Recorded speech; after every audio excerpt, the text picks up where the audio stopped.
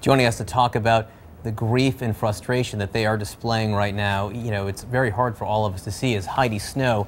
Heidi understands this. Heidi lost her fiance in the TWA 800 crash. Since then, she's become a leading advocate for survivors, founding the group Access, and she has trained care teams and aid disaster responders for major airlines. Heidi is also the author of the book Surviving Sudden Loss. And Heidi, you know, we're all looking at these pictures and hearing just the emotion coming from the people in Beijing, in Kuala Lumpur. When you see it, you have such a unique perspective. What do you see? Well, for me, it always brings me and all of us back. We've had over 1,000 calls for help to Access over the years from different air disasters. And we've gotten a lot of calls now from people from past air disasters, as well as a few of these families now. And for those of us who have been through it before, it brings us back to that crash site, the Family Assistance Center. We all remember being there just looking for answers, just holding out hope. And I feel like they're very much in that situation right now. And basically we just kind of went back and forth, holding out hope and then going back to facing the reality that they may never come back to us, and our lives are going to be forever changed, and we're going to have to live without them.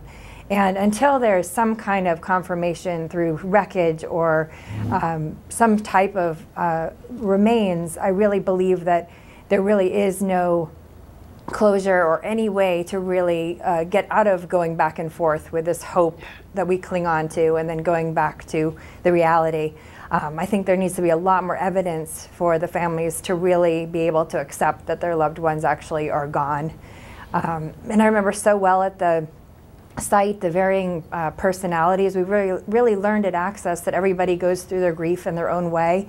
And a lot of the emotions that we've seen do remind me of what it was like. We had people who were very quiet, who were in shock. Then we had those people who were very angry. And then we had people who were just sobbing. And so it really does resonate with all of us who have been there before. And after interviewing hundreds of people for our book, so much of what we're watching now just really is what the common reactions are for all of us. And what distinguishes, excuse me, air disasters from other types of losses is this waiting period, is this not having answers.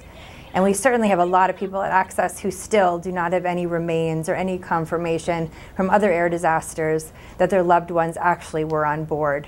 So it is something that we all live with, and one of the things we find most important is really being able to talk to somebody else who's been down that road and who has had to go through this process, by pairing them according to the relationship of their loss and specific circumstances that they're facing. So we match mothers to mothers, siblings to siblings, spouses to spouses.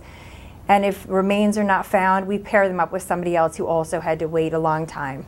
So we really find that what has helped the most for our families is really being able to validate some of these feelings that are extremely difficult.